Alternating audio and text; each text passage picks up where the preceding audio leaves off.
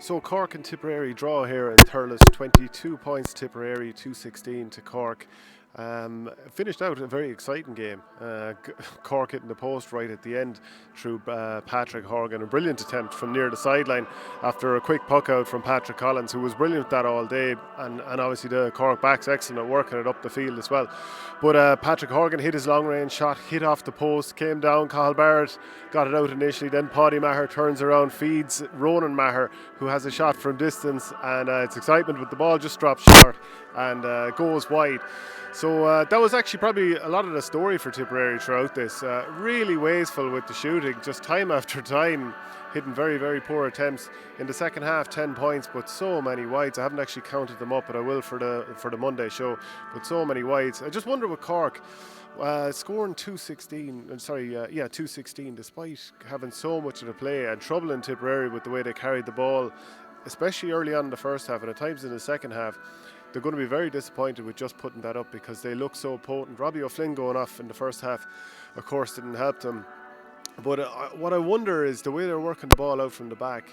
Is that interplay going to work for 70 minutes, especially when teams haven't had a proper pre-season and it's going to be rat-a-tat games for the next few weeks? Will they have a chance to truly build up that style of play? Because when they do it and they had running off the shoulder, Tipperary were an awful bother, and it allowed them to get to midfield and beyond, or with their own 65 midfield and even beyond, and deliver brilliant ball inside. Now, it wasn't always capitalised on, and when you score 216, 18 scores in hurling isn't a massive tally. It was a rotten day, though. We might as well take that into account, especially the first half.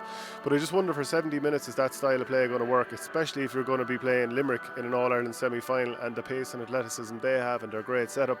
But to be fair to Tipperary, early on in the game, they looked very rattled. Jack O'Connor should have scored a goal, of course. He was in one-on-one, and actually, until probably 25 minutes into the game, I actually thought he had scored, because just being in the press box here, I didn't have a replay and I just assumed that it had rattled the net.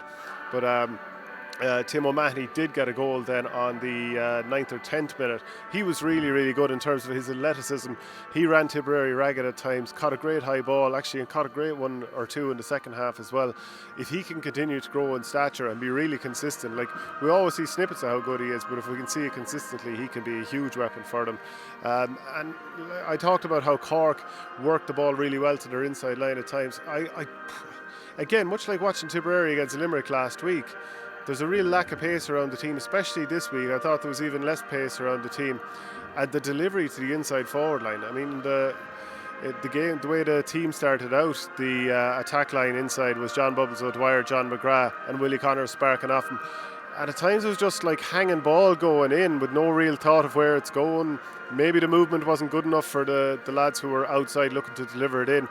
But that inside line didn't really get into the game as much as they'd want. And Tipperary never really flowed, I felt. And as I said, that lack of pace in the team is going to be a worry. And something like, obviously you can't magic pace players into your team like Cork have. Paddy Maher might be the young up-and-coming full-back that Tipperary need. He obviously started off there back in, he was in the league centre back in 2009, but he was the championship that year in full-back. He was very good, dealt very well with Patrick Horgan, especially in the first half. As I was saying about Tipperary, very few line breaks with the ball. It's very rare that they had Cork on the back foot. I think Jake Morris did maybe once in the first half and might have overdone it with the ball. I just have to look back on that one.